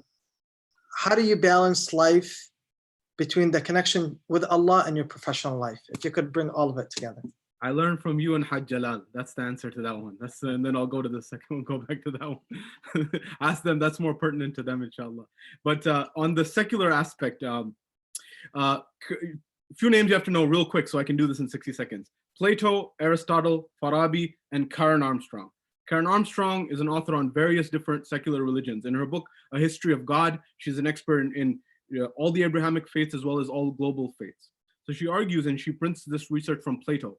Plato argued he was against democracy. Democracy, he said, is mob rule wherever it is. And the reason is because you have people who are not informed about a particular matter making decisions about it. So if I'm not a doctor, I'm making decisions about medical policy, but that's not my expertise. I'm making decisions about when we should open up society, but I don't know anything about the coronavirus. And he said this happens in so many different examples in society. You ask economists to make a decision on medical policy, it doesn't work, and vice versa, it doesn't work. He said what society needs is an intellectual aristocracy. That means the smartest people are running society. And so he summarizes and says, society will not see peace until all philosophers become kings and all kings become philosophers. This was the view. Aristotle came forward, Arastu in Islamic philosophy known as Muallim al-Awwal, Muallim al-Thani, al-Farabi, who's either Turkish or Persian. There's a debate. I don't want to get into that.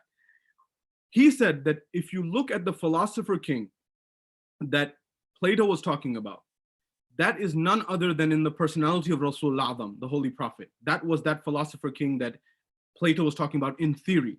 Karen Armstrong adds on to this, that the question was, why is our narrative unique? She said the only religion on this planet that adheres to a system of philosopher kings from the beginning up until the end of times is Shia Islam, because it believes in a system of 12 philosopher kings after the Holy Prophet of Islam. That means in theory that the philosophers had defined as the best way to run society, Shia Islam, according to Karen Armstrong, who studied all the major religions, she identified that that's the closest thing that we have in theory to the right way to run society. Sayyid Shabir, I'm going to add just a point real quick to that. That's in theory, 100%. The beauty of our narrative is that even when the theory is not implemented, that our narrative does not destroy the society that we're in, does not dismantle the order that exists within, and is able to adapt and continue to live and coexist, even with those that are actually going against that theory of their position as philosopher kings. If I could say something real quick, just really on that as well, and I'm leaving that side of the screen just for them, but overall, just really one simple word, it's Tawheed. No one can challenge us on the face of this earth in terms of Tawheed. Why?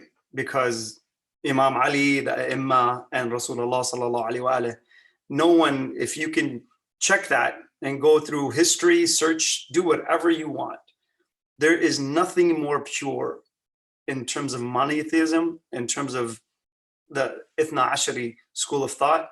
There's nothing more pure in Tawheed than that. And if you want just something very simple, go to Nahj al-Balagha, just read Imam Ali alayhi salam when he removes actually one of the alphabets in terms of al-alif, and he's talking about Allah.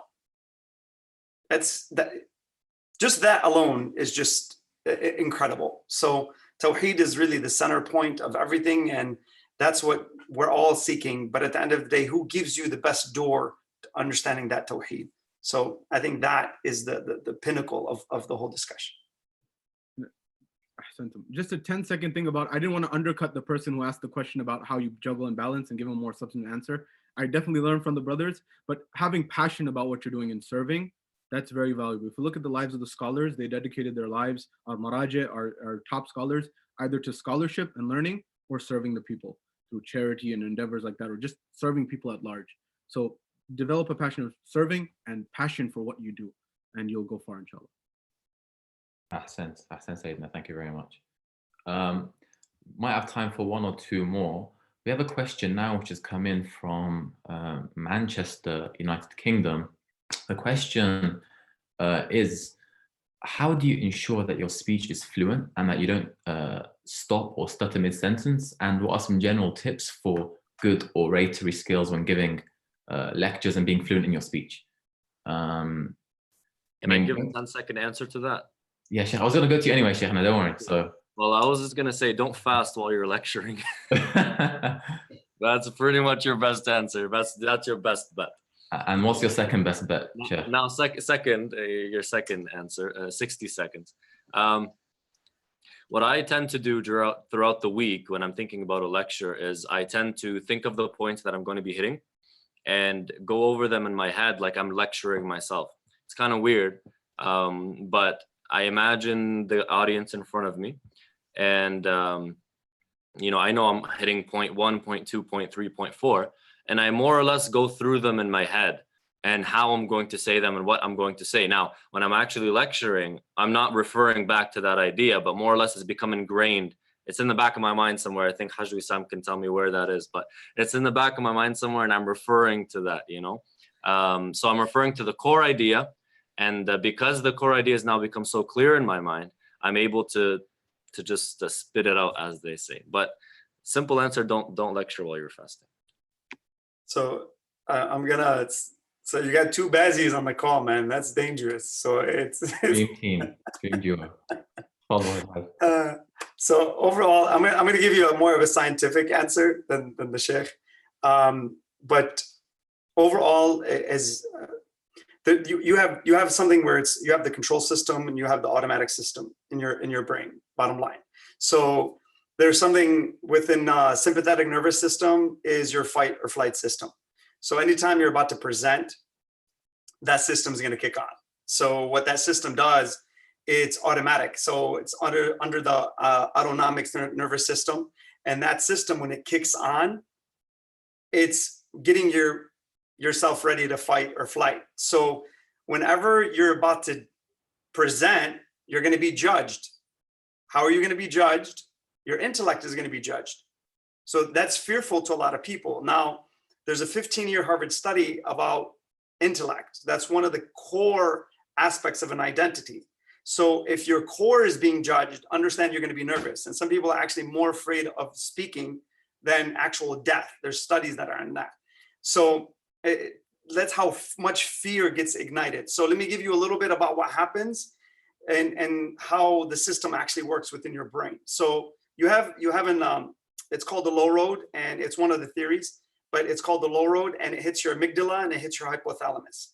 And what that is, it's automatic. So right when you're about to get up, here's what happens to you, okay? Your heart rate is gonna go up. Your hypothalamus is like a thermostat. It controls your bodily temperature, okay? And everything that you do. When that happens, you're gonna start breathing heavy. Your palms are gonna sweat. You may start shaking. You can't even control your voice. So if that's what's happening to you, that system is turning on. It's natural, it's normal. Now, here's what happens. That's all automatic. It doesn't ask for your opinion. It just happens. It happens to all of us. And even if you're a primed speaker and it'll still happen to you. It just depends on the crowd sometimes. But we know how to shut it off. You know how to shut off that system in your brain. So what does that system do? That's automatic. It has to get permission and validation from what? Your conscious ability, which is your frontal cortex. Okay. When that happens, it has to get validation that there is a danger. Is my intellect really being judged? Now, you're walking up to the stage and you're about to give the speech. It's all about those moments. That moment that you're walking up, it's what you tell yourself. Your thoughts will actually turn off the system or it will turn it on further. So if you tell yourself, oh my God, everybody's looking at me. Oh my God, I'm gonna just fail. Oh my God, oh my God, oh my God. Then guess what? You're gonna fail. You're feeding the system. The system will actually turn on more and it'll dump more hormones into your bloodstream. And then you can't even, like, people will forget their name. Like literally, they will forget. You ask them their name, they'll forget their name. That's how nervous they get. So if you turn off the system is when you tell yourself, I'm fine, I'm okay, everything's gonna be okay. It will shut down the system and it will shut down your nerves because you're telling it there's no danger. So all that is you're reacting to danger. That's all it is. And it's part of your natural system. So turn that system off by telling that system, the subconscious, I'm okay, there's no danger. And if you could do that, then you can speak like I just spoke, which completely is horrible, I would say. But alhamdulillah, I appreciate it that I'm amongst giants. And see, even what I just did right there, I just gave you an example. See, I just shifted the whole conversation, but I just put the spotlight up on all my brothers. These are techniques that you can use then and develop yourself once you get past the nervousness. I'll give you another technique. Let's say I want to provide a really amazing point, and I slow down my voice and I lower it. Now it's actually hitting a different part of your brain. And I know that. And your brain actually categorizes that as something very different. And now your emotions are different. And I become more intimate with you. And now I'm dancing with the audience. And I got you. See how that it's these are all small little techniques. It's incredible. We're still fasting, man. Come on. You're killing me, bro. It's just the ability to present. But what I tell you is, and to do that, just read the stories of Rasulullah sallallahu alaihi wasallam and the Imams alayhim salam. They were artists at this. They were incredible. And how they would take someone's heart who had absolute hatred towards them, and they would flip it in a second. That's what I study. I swear to you, that's my secret. I study that. When I see stories like that, and you see Imam Ali alayhi salam flip someone's heart 180 degrees in seconds. It's literally in seconds. And it's incredible. So study those stories. I would tell you, whenever you see that where there's a fearful situation, study, go into the story really hard, but look at the emotions that are there. And it's incredible what you could do. So again, forgive me if I took a little too long. I'm going to add 15 seconds. Okay, you can time me. These are the following tips. 1, don't talk about anything that you do not know. 2, own your knowledge. So make sure that you know what you're talking about and you own it. It's a part of you. It's a you expressing your authentic self. 3, have a conversation. Don't give a speech. Don't give a lecture. Have a conversation. That's it. Hassan. Yes. Perfect. Then you can get to be that good. I must say, I took like 5 seconds to get it up. So, but we'll give him the benefit of that. I think, inshallah, we've benefited so much from all of the respected panelists, the scholars, our brothers, Hajj. So thank you all so much for your input. Alhamdulillah, it's been a really beneficial program. We've seen lots of comments, lots of input. So inshallah, all the brothers and sisters viewing at home have benefited not only from today, but from the entire month's worth of programs. And inshallah, I think we mentioned it at the start that if this is something that the viewers find beneficial, then there's no reason why we can't jump on Zoom every now and again to continue this kind of a different type of panel discussion. So Ahsantum all, thank you so much. I think it's just worth mentioning for those in the UK that you might have noticed that there was a united and unified Amal program which happened on the 3 Layal al-Qadr. And likewise, inshallah, there will be a similar program for the morning of Eid. So inshallah, on Monday morning at 9 a.m., from 9 a.m. till 10 a.m., there will be an Eid program which you can find live streamed on the various social media, Facebooks and sites of the individual centers, or you can check it out on the Mainstay Foundation's page. And as well, inshallah, links will be sent around to our website. This will consist of a dua nudba, recitation, as well as an example of a salah led by Samahat Sayyid Fadl Milani as well. So please do join in that to continue and finish off the month with a great unification program. I think likewise, Sayyid Abu Dhar, there's something similar happening in the US. Of course, we always have something. Of course. Brother Muhammad. So similarly, we have a Eid program, inshallah, that will take place Sunday morning at 9 a.m. Eastern, and will rerun every hour to accommodate various communities and community members across the country. 9 a.m., which will include Dua Nudba, Zat Imam Hussain alayhi salam, and the prayer followed by the sermons with respected Sheikh Muhammad al-Sa'di and also Hajj Nazar al-Qatari. Just a quick point here, of course, we are very grateful to have our scholars and our speakers here with us tonight. And we are also very appreciative to all of our viewers from all over the globe, especially the UK and the US. One thing for all of us to keep in mind is, inshallah, all of us had this amazing journey during the holy month of Ramadan. And inshallah, whatever it is that we were able to build and accomplish during this holy month, we can capitalize on and keep that momentum going. That's why the Mainstay Foundation in the US and in the UK as one team with the various partners that are collaborating with us will continue this programming. Inshallah, stay tuned in the next couple of weeks for more information about programming that will consist of lectures, workshops for different age groups, similar programs to what we have today. Inshallah, this is going to be an ongoing, continuous journey for all of us. And inshallah, through these programs, not only can we stay closeness to Allah subhanahu wa ta'ala, but we can stay connected as a community, at least virtually, for some time as we go through the COVID-19 crisis. So thank you to all of you. And inshallah, we can continue this discussion at a later time. Thank you, guys. Thank you. Assalamu alaikum.